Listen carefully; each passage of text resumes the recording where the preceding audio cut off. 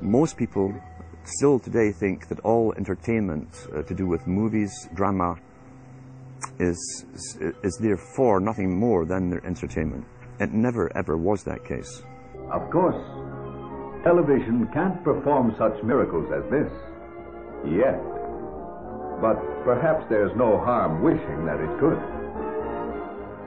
The greatest social messages are promoted through movies and drama, high drama, through the fixation of emotive sequences, emotional sequences, not logical, factual sequences, but pushing points across in an emotional way which register and fix in the mind.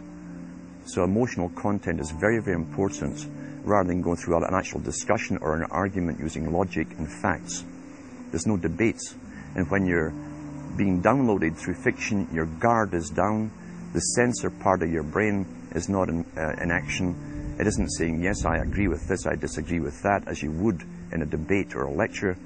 You're actually in an alpha state, being completely downloaded with new ideas. Throughout history, social engineers have refined techniques designed to control large populations. About 100 years ago, this big organization with many branches, they wanted to rule the world basically using Britain as a nucleus of a system, an embryo, which also was going to be joined with the US under the Anglo-American establishment. Wrote about the kind of culture and the changes of culture over a 100-year period that they would actually design, implement and bring in. And H.G. Wells talked about it too. He talked about arenas. He says arenas could be put up across the world for sports, for instance. Now at that time, sports was something that children, school children were into. Adults became adults and got onto adult things. So it was unimaginable at the time that people could actually believe that there was even a need for adult sports and entertainment, never mind having arenas built across the world. But he said we can do this, and foist basically a sports culture for the males. Using a tribal system, we're all tribal to an extent. That's why we even bother to vote for a tribal leader. This is well understood. That's why we're supplied with these leaders. And because the average man was to become more disengaged from his own destiny as the expert class arose, it was decided that the males would get their outlet basically, gradually becoming helpless as males through sports. Therefore they'd have a tribal team they could identify with, they could cheer them on as they were winning. In their own personal lives, they were getting nowhere. They were getting disenfranchised in a sense as experts took over decision-making for them in all kinds of fields. So this was psychology at use, planned before they even implemented the sports. When radio came along, of course, they used that to the maximum. Sports for the men, soaps basically for the women. And then in came television, as I say, with its alpha state, its hypnotic state.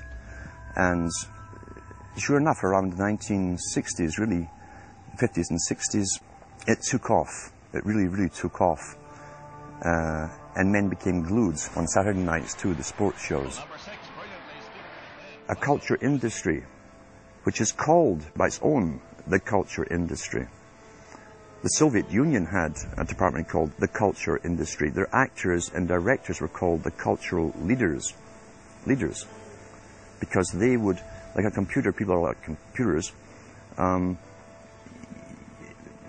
you have to do is keep giving them new updates every so often, and you can change an entire country or a nation or a block of nations who are all getting the same upgrades at the same time along certain paths. Today we call it political correctness. Most people want to belong to their peer group. They want to be the same as everyone else when it comes to opinions. In fact, they judge their own personal sanity by bouncing ideas off their neighbors and friends who will answer back and agree on these same topics in kind. It doesn't matter if the topics or what you're given are facts or utter nonsense, as long as everyone agrees at the same time. You'll say, well, I'm sane. and your friends will all agree because they've had the same information given to them. But they've been programmed. And I'm sad because I know that it's hard for people like that to take an interest, a serious interest in world affairs, to take a serious interest in what their elected officials are doing. And they're not going to be really inclined to study or discover the deception that's being used against them. And so I'm sad because I see all of that in a flash in my mind as being an indication of how easy it is for the masses to be manipulated. The scientific dictatorship understands what makes human beings tick. They understand our psychology. They've studied it, and they're using it against us. But the minute the public awakens to the fact that there is an agenda to manipulate them, and the second the public realizes that they are being conditioned and controlled, the establishment begins to lose that edge they've got over people. So all I ask viewers to do is to think for themselves and to study public relations, to study advertising, to study propaganda, and to realize how much of it is out there in their daily lives. And then make the decision for yourself. I just want people to think on their own and to not have their decisions and their thoughts and their ideas pre-packaged and basically downloaded into them. If it's on TV and a famous face says something, then it must be true. He doesn't have to show you facts or anything else. You've been brought up with these faces. That's why they keep these guys on television into their 70s and 80s. You've grown up with this father figure who's on television every night at 6 o'clock, in your house, in your room, staring right at you, and he's a father figure. Would he tell you a lie? So you naturally never suspect him. And this same man will lead you through new topics. He'll introduce experts on the topics. They'll have a little summary at the end of every talk, and you are now left with the conclusion that's presented to you. You don't arrive at it, it's given to you, and it's good enough for you. When I was growing up, people were talking on their front porches, neighbors were playing baseball, there were nightly barbecues. You don't see that anymore. We've lost our communities. You drive through neighborhoods, you see the blue glow of television sets. We're losing our humanity. So, if you want to rebel against the globalists, the social engineers, start by turning the TV off a few hours a day and actually getting to know your neighbors. Getting outside that comfort zone. Expanding your horizons. By coming together as communities, by getting to know our neighbors, we defeat the social engineers. We're programmed today perfectly just like machines.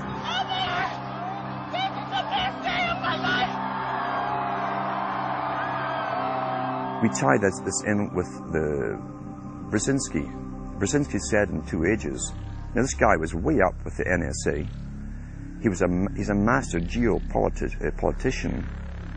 He admits he works in 20, 50-year periods to do with geopolitics in other countries.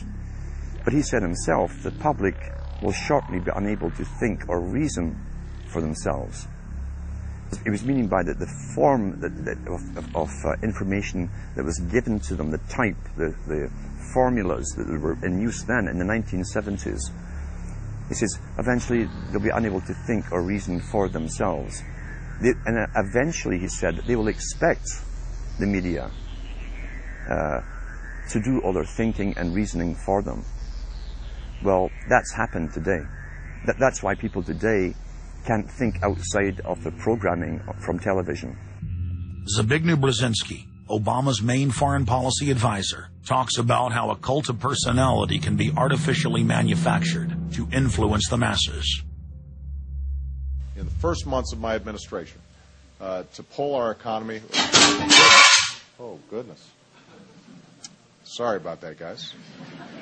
To pull our economy back from the brink, including the largest and most sweeping economic recovery plan in our nation's history. We're gullible, but we're also willingly gullible. We want a human being, a big daddy, to come along and make everything right for us. And as long as we believe that, we'll always basically get shafted.